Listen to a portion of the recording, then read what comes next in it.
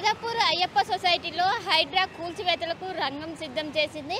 ప్రభుత్వ భూమిని ఆక్రమించి అక్రమంగా నిర్మాణాలు చేపట్టారని ఇప్పటికే హైడ్రా ఫిర్యాదులు అందుకుంది. అందులో భాగంగా నిన్న రంగనాథ్ హైడ్రా కమిషనర్ అయినటువంటి రంగనాథ్ ఇక్కడికి వచ్చి మనకు ఎదురుగా ఏదైతే గ్రీన్ కలర్ కనిపిస్తుందో ఆ బిల్డింగే కూల్చడానికి రంగం సిద్ధం చేశారు. నిన్న 11 గంటల సమయంలో రంగనాథ్ వచ్చి ఇక్కడ పరిశీలించారు. పర్మిషన్స్ తీసుకోకుండా అక్రమంగా నిర్మించారంటూ ఎప్పుడైతే హైడ్రా ఏర్పడిందో హైడ్రా ఏర్పడినప్పటి నుంచి అనేక ఫిర్యాదులు వచ్చాయి. అందులో భాగంగా నిన్న ఇక్కడికి వచ్చి పరిశీలించి డాక్యుమెంట్స్ కావచ్చు అన్నీ కూడా వెరిఫై చేశారు.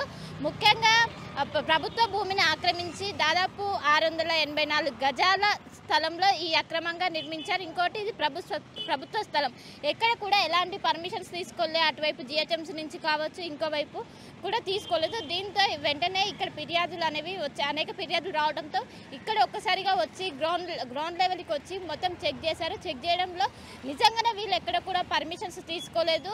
ముఖ్యంగా గతంలో ఇక్కడ ఏదైతే నిర్మాణం చేపడుతున్నప్పుడు అప్పటికే ఒకసారి జిహెచ్ఎంసీ ఇక్కడ ఫిర్యాదులు అందడంతో ఒకసారి కూల్చేసింది. అయినా ఒకవైపు కోర్టు పరిధిలో ఉన్నప్పటికీ వాళ్ళు ఎవరిని కూడా లెక్క చేయకుండా వాటిని అలానే నిర్మిస్తున్నారు.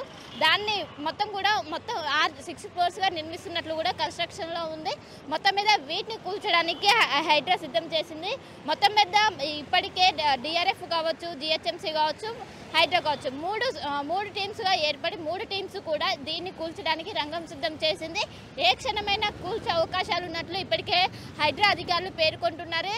ఎందుకంటే ఒకవైపు ఇప్పటికే హైడ్రా ఏర్పాటు నుంచి ముఖ్యంగా ప్రభుత్వ భూములని సేవ్ చేయడమే లక్ష్యంగా హైడ్రా ముందుకెళ్తుంది. అందులో భాగంగా ఇది మెయిన్ రోడ్డు కానుకొని ఏదైతే టువర్డ్స్ హైటెక్ సిటీ వెళ్ళే సైడు మొత్తం ప్రభుత్వ భూమిని ఆక్రమించి అక్రమంగా నిర్మిస్తున్నారు. సో దీనిపైన ఖచ్చితంగా యాక్షన్ తీసుకునే అవకాశం ఉంది.